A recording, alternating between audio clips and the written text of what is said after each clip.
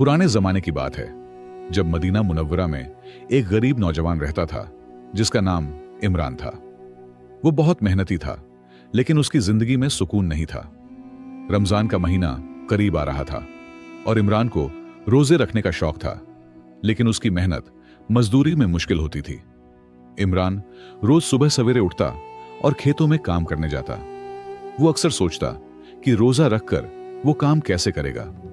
उसकी मां कहती, बेटा, रोजा सिर्फ भूख प्यास का नाम नहीं, ये ईमान की ताकत है। लेकिन इमरान को यकीन नहीं आता कि बिना खाने पीने के वो काम कर पाएगा। मदीना के अमीर लोगों के लिए रोजे आसान थे। वो दिन में आराम करते और रात को इफ्तार का लजीज खाना खाते। इमरान सोचता कि रोजा तो अमीरों के लिए आसान है, गरीबों के लिए मुश्किल। उसके दिल में डर था कि रोजा रखना उसकी ताकत से बाहर है।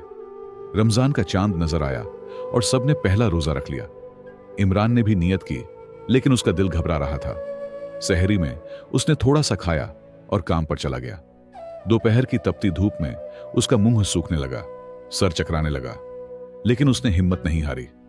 खेत के मालिक उस्मान, जो बहुत अमीर और नेक इंसान थे, ने इमरान की हालत देखी। उन्होंने पूछा, इमरान, आज तुम रोजे से हो? इमरान ने कमजोर आवाज में जवाब दिया, जी हुजूर, अल्लाह का हुक्म है। उस्मान ने उसकी तरफ देखा। उनकी आंखों में तज्जुब और मोहब्बत थी। उस्मान ने इमरान को छांव में बैठाया और कहा, इमरान, रोजा रखने वाले की इबादत में बड़ी बरकत होती है। तुम्हारी मेहनत और ईमान देखकर मुझे खुशी हुई। इमरान सोच में डूब गया। क्या वाकई रोजे में कोई छिपी हुई ताकत है जो वो महसूस नहीं कर पा रहा? उस दिन के बाद उस्मान ने इमरान को हल्का काम दे दिया ताकि रोजा रखना आसान हो। इमरान के दिल में शुक्र था, लेकिन साथ ही एक सवाल भी था, क्या रोजा सिर्फ फर्ज अदा करने का नाम है या इसमें कुछ और राज छिपा है? वो इस सच्चाई को जानना चाहता था।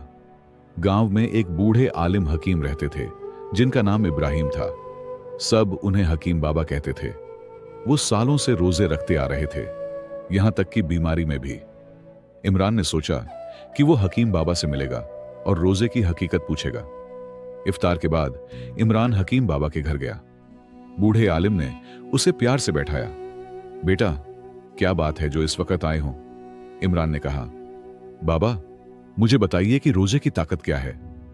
मैं मेहनत मजदूरी करता हूं, रोजा रखकर कमजोरी महसूस होती है। हकीम बाबा मुस्कुराए, बेटे, रोजा सिर्फ भूख प्यास नहीं, ये रूह की ताकत है। जो इंसान खुदा के लिए भूख बर्दाश्त कर सकता है, वो हर मुश्किल पर फतह पा सकता है। इमरान सोच में डूब गया। क्या वाकई रोजे में कोई ऐसी ताकत है जो उसे दुनिया की मुश्किलों से निकाल सकती है? हकीम बाबा की बातें इमरान के दिल में उतर गईं। अगले दिन वो नई उम्मीद के साथ उठा और सहरी के बाद काम पर चला गया। आज उसके अंदर एक अजीब सुकून था। उसने खुद से कहा, मैं रोजे की ताकत को आजमाऊंगा, जरूर इसमें कोई राज है। मदीना में एक अमीर ताजिर रहता था जिसका नाम अब्बू बकर था। उसके पास बहुत माल दौलत थी, लेकिन वो बखील था। उसके खेतों में कई मजदूर काम करते थे। लोग कहते थे कि वो अपने मजदूरों को कम मजदूरी देता है और उनसे ज्यादा काम लेता है। उस्मान ने एक दिन इमरान को बुलाया और कहा, अब्बू बकर के खेतों में काम की जरूरत है, तुम वहां जाओ। मैं जानता हूं वो सख्त है, लेकिन तुम्हारी मेहनत देखकर शायद उसका दिल नरम हो जाए। इमरान ने हामी भर दी। उसे अब रोजे की ताकत पर भरोसा था। जब इमरान अब्बू बकर के खेतों में पहुंचा तो देखा कि वहां कई मजदूर धूप में काम कर रहे थे। कुछ रोजे से थे और कुछ नहीं। अब्बू बकर ने इमरान को देखा और पूछा, तुम रोजे से हो? फिर यहां क्या करने आए हो? इमरान ने अदब से जवाब दिया, हुजूर, रोजा मेरी इबादत है और मेहनत मेरा फर्ज, दोनों में कोई तजाद नहीं। अब्बू बकर ने पूछा, तुम सारा दिन बिना पानी के कैसे काम करोगे? इमरान ने कहा, अल्लाह ताला मेरी मदद करेंगे, हर रोजेदार को वही ताकत देते हैं। अब्बू बकर ने मुस्कुराकर कहा, ठीक है, देखते हैं तुम्हारे अल्लाह कितनी मदद करते हैं। उसने इमरान को सबसे मुश्किल काम दिया, पूरी जमीन को खोदना और नए पौधे लगाना। दूसरे मजदूर सोच रहे थे कि यह काम एक रोजेदार कैसे करेगा। दोपहर की तेज धूप में इमरान काम में मशगूल था। उसका जिस्म पसीने से तर था, जुबान सूख चुकी थी, लेकिन उसने हिम्मत नहीं हारी। हर बार जब वो कमजोरी महसूस करता, हकीम बाबा की बात याद आती, रोजा रूह की ताकत है, और वो फिर काम में लग जाता। दूसरे मजदूर हैरान थे कि इमरान कैसे इतनी मेहनत कर रहा है। एक मजदूर ने पानी पीते हुए कहा, इमरान, थोड़ा पानी पी लो, अल्लाह माफ कर देंगे। इमरान ने मुस्कुराकर जवाब दिया, भाई, प्यास तो जिस्म को है, रूह को नहीं, और रोजा रूह की ताकत से चलता है। शाम होने से पहले जब अब्बू बकर खेत पर वापस आया तो देखा कि इमरान ने सारा काम पूरा कर लिया है। वो हैरान रह गया। उसने पूछा, क्या तुमने छुपकर पानी पिया था? इमरान ने सर हिलाकर इनकार किया, नहीं हुजूर, मैंने वादा किया था अल्लाह से, मेरी मदद उन्होंने की। अबू बकर को यकीन नहीं आया। उसने कहा, कल तुम मेरे बड़े खेत पर काम करोगे, वहां जमीन सख्त है, देखते हैं तुम्हारा रोजा वहां कैसे काम करता है। इमरान ने खुशी से हामी भर ली। उसके दिल में एक नई उम्मीद थी। आज उसे रोजे की ताकत का पहला सबक मिल गया था। अगले दिन इमरान जल्दी उठा और सहरी की। आज उसका इम्तिहान था। अबू बकर के सख्त खेत पर काम करना था। उसकी मां ने फिक्र जताई, बेटा, तुम बहुत थक जाओगे। इमरान ने कहा, अम्मी जान, मैंने रोजे की ताकत महसूस की है, आज मेरा यकीन और पक्का हो जाएगा। अबू बकर का बड़ा खेत मदीना के बाहर था। वहां जमीन पत्थरीली थी और सूरज भी ज्यादा तेज लग रहा था। जब इमरान वहां पहुंचा तो देखा कि कई मजदूर पहले ही काम कर रहे थे। अबू बकर ने उसे देखा और चुनौती दी, आज तुम्हारा रोजा टूट जाएगा। इमरान ने हिम्मत से काम शुरू किया। सख्त जमीन में कुदाल चलाना आसान नहीं था। कुछ घंटे बाद उसके हाथों में छाले पड़ने लगे, माथे से पसीना बह रहा था, लेकिन उसका इरादा मजबूत था। वो हर कुदाल चलाने पर अल्लाह अकबर कहता और नई ताकत महसूस करता। दोपहर के वक्त कई मजदूर छांव में आराम करने लगे, लेकिन इमरान ने आराम नहीं किया। एक बूढ़े मजदूर ने उसे आवाज दी, बेटा, थोड़ा आराम कर लो, वरना बीमार हो जाओगे। इमरान ने प्यार से कहा, बाबा, मैं ठीक हूं, मेरे रोजे में अल्लाह की मदद है। इसी समय अबू बकर का बेटा यूसुफ वहां आया। वह अपने पिता की तरह सख्त नहीं था, बल्कि नेक दिल नौजवान था। उसने इमरान की मेहनत देखी और प्रभावित हुआ। इमरान, तुम रोजे में इतनी मेहनत क्यों कर रहे हो? इमरान ने जवाब दिया, यूसुफ भाई, रोजा मेरी ताकत है, कमजोरी नहीं। यूसुफ ने सोचा कि वह भी रोजा रखेगा और इमरान की तरह मेहनत करेगा।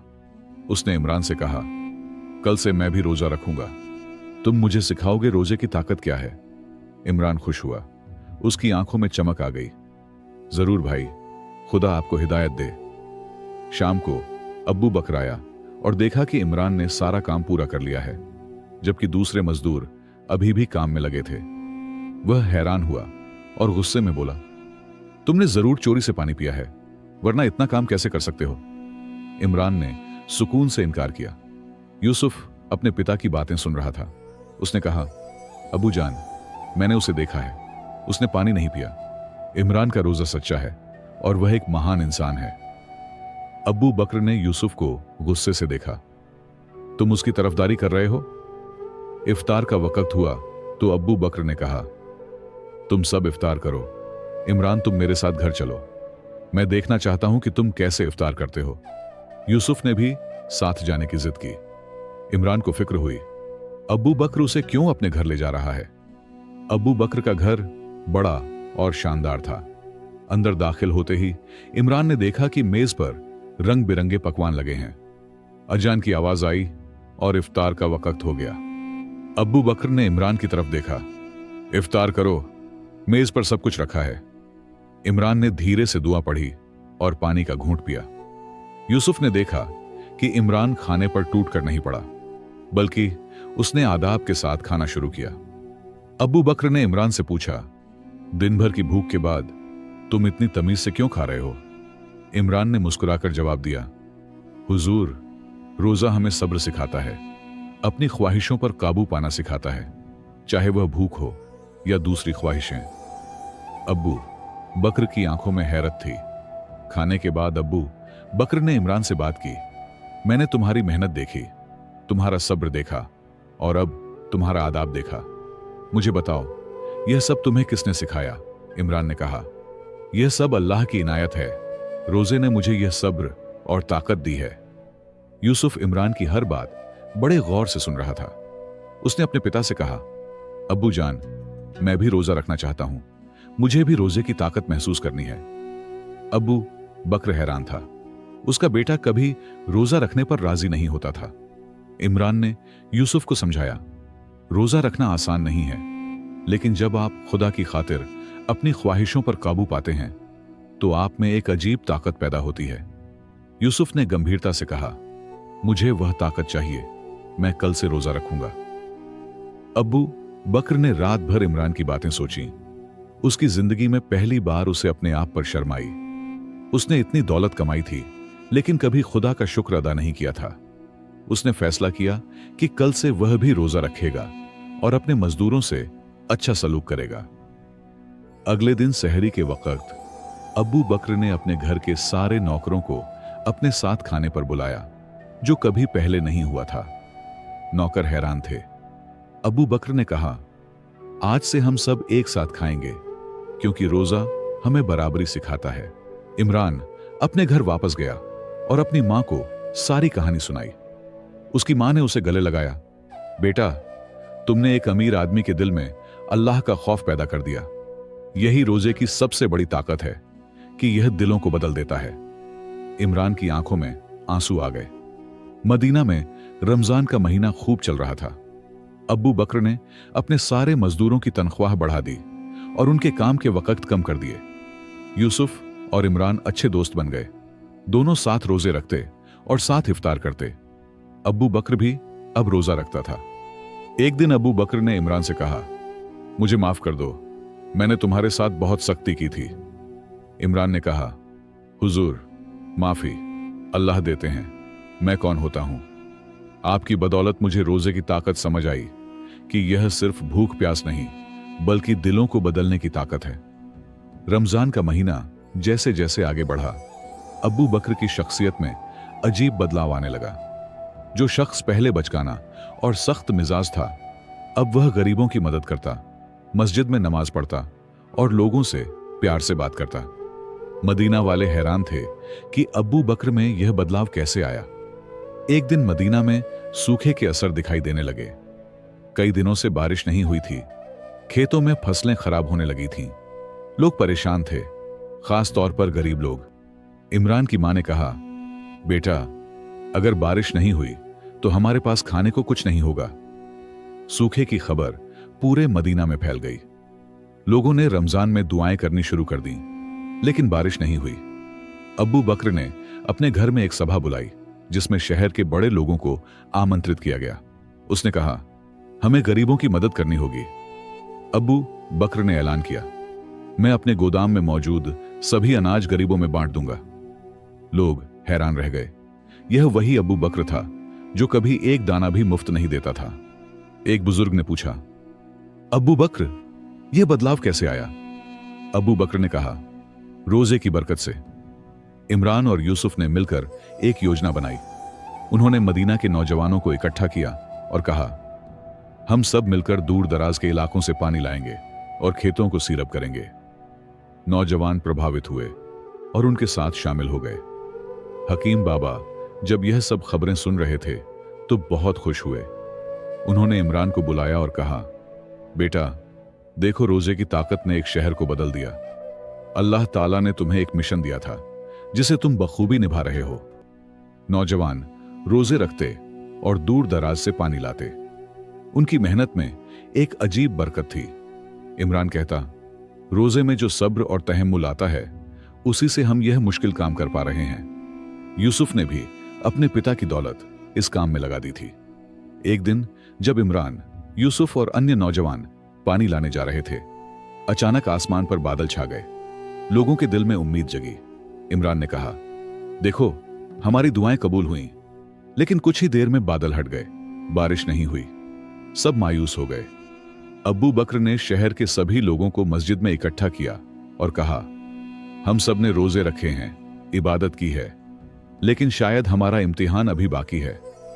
हकीम बाबा ने आगे बढ़कर कहा, रोजे की सबसे बड़ी ताकत सब्र है। हमें हिम्मत नहीं हारनी चाहिए। रमजान के आखिरी 10 दिन शुरू हुए।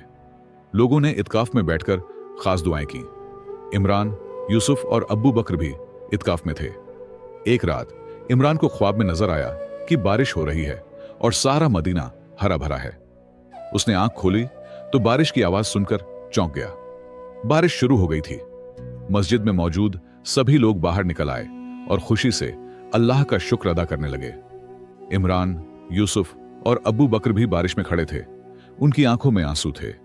इमरान ने कहा, देखा, यही है रोजे की ताकत। अल्लाह ने हमारी दुआ कबूल कर ली। बारिश 3 दिन तक लगातार होती रही। मदीना के सूखे खेत फिर से हरे भरे होने लगे। लोगों में खुशी की लहर दौड़ गई। अब्बू बकर ने अपने घर में एक बड़ी दावत का इंतजाम किया और पूरे शहर के गरीब लोगों को आमंत्रित किया कि ईद के दिन सब मिलकर खुशी मनाएं। ईद का चांद नजर आ गया। लोगों ने खुशी से एक दूसरे को मुबारकबाद दी। इमरान अपनी मां के साथ अब्बू बकर के घर गया। वहां उसने देखा कि पूरा घर ईद की रोशनी से सजाया गया है और हर तरफ खुशी का माहौल था। यूसुफ दौड़कर इमरान को गले लगा लिया। अब्बू बकर ने सभी मेहमानों के सामने ऐलान किया, मैं आज एक अहम फैसला सुनाना चाहता हूं। सभी खामोश हो गए। अब्बू बकर ने इमरान की तरफ इशारा किया, इस नौजवान ने मुझे रोजे की हकीकत समझाई। इसकी वजह से मेरी जिंदगी बदल गई। आज मैं अपनी आधी जायदाद गरीबों में बांटना चाहता हूं। लोग हैरान रह गए। इमरान ने हाथ जोड़कर कहा, हुजूर, मैंने कुछ नहीं किया। यह सब अल्लाह ताला की मेहरबानी है और रोजे की बरकत है। अब्बू बकर ने मुस्कुराते हुए कहा, नहीं इमरान, तुमने बहुत कुछ किया है। तुम्हारा सब्र और हिम्मत हमें सिखाती है। अचानक बाहर से आवाजें आने लगीं। सभी बाहर निकले तो देखा कि एक समूह मदीना में प्रवेश कर रहा है। वे मुसाफिर थे जो सूखे से प्रभावित होकर अपना गांव छोड़कर आ रहे थे। उनके चेहरों पर थकावट और परेशानियां थीं। बच्चे भूख से रो रहे थे। अब्बू बकर तुरंत आगे बढ़े, इन सबको मेरे घर में ले आओ।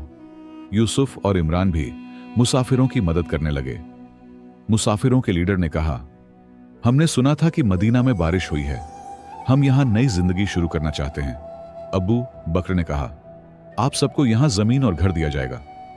हकीम बाबा भी वहां मौजूद थे। उन्होंने इमरान को एक तरफ बुलाया और कहा, बेटा, देखो रोजे की ताकत का एक और करिश्मा। जो अब्बू बकर कभी गरीब को खाना नहीं देता था, आज वह मुसाफिरों को घर और जमीन दे रहा है।